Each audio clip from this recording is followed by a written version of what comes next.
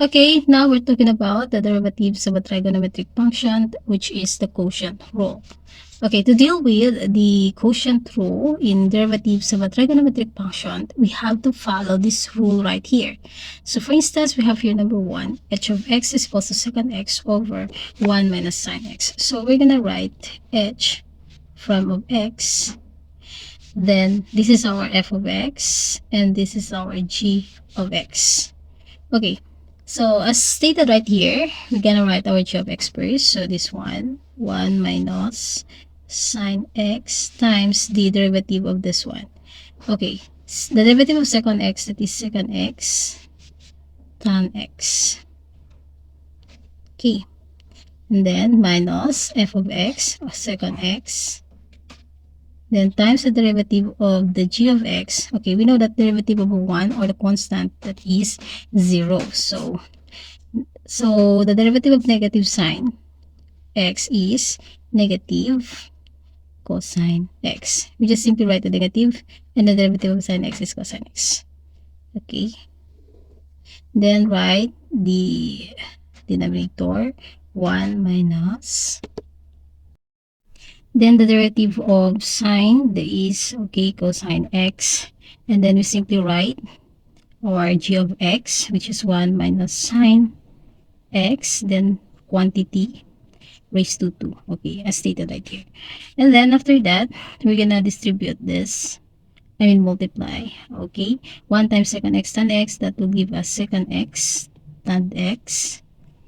And then sine x times secant x tan x, that will be negative sine x secant x tan x. Then after that, we have here negative secant x and negative cosine x. So that means negative times negative, that would give us positive. And then secant x, okay, we simply write cosine x or secant x.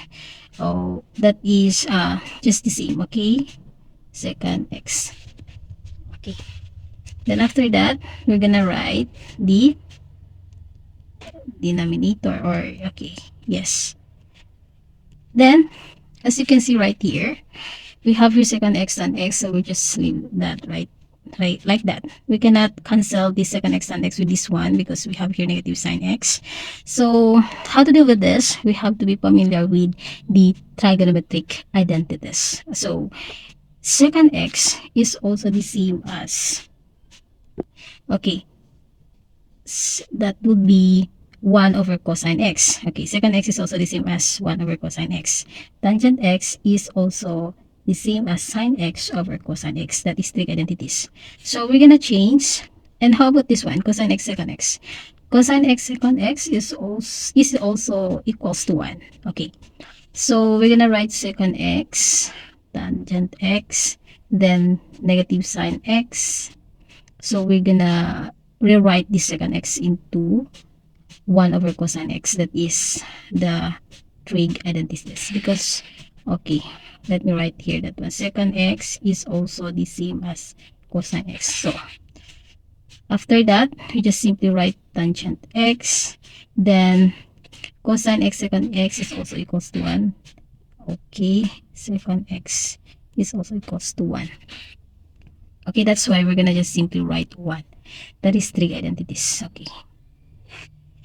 After that, 1 minus sine x raised to 2.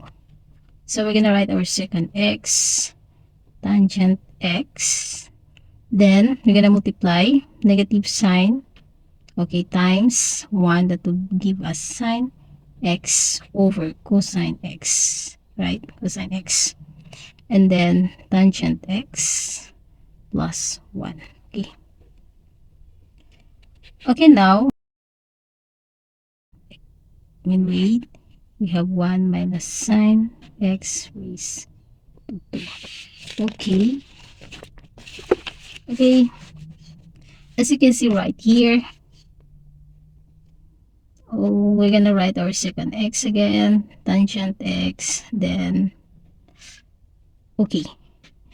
As I have said earlier, that tan x, the trig identities, tangent x is equals to, sine x over cosine x. That's why, okay, we have here sine x, cosine x. So that means that is also the same as tan x. So we're gonna write that into tangent x, then tan x plus 1. Okay? And then 1 minus sine x raised to 2. Okay? We're gonna simply write our second x, tangent x, then tan x times tan x, that will give us tan squared x plus 1. Okay, just write this denominator.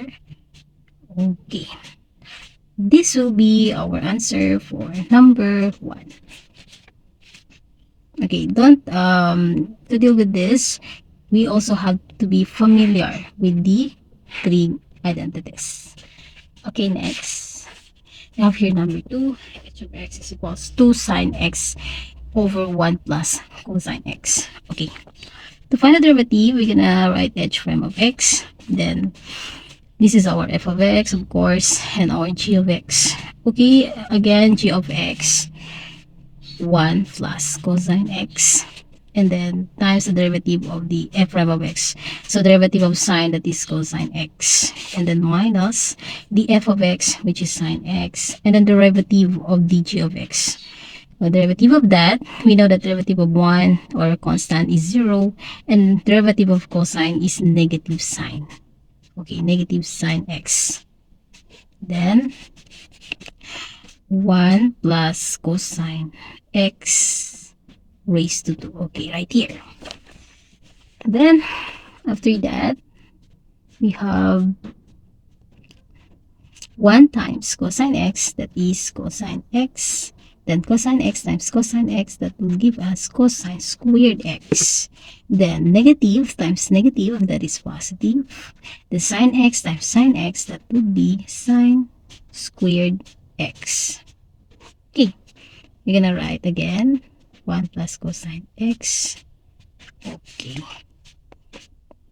So, can we combine cosine x and cosine squared x? Okay, it should not be that way. Okay, as you can see, again, we're gonna deal with trig identities. We have here cosine squared x and sine squared x. We know that cosine squared x plus sine squared x is equals to 1. Okay, that is also the same as 1 like this. Cosine squared x plus sine squared x is also equals to 1. So that means we simply write cosine x. And then this cosine squared x and plus sine squared x is just 1. Okay, we're gonna write plus 1.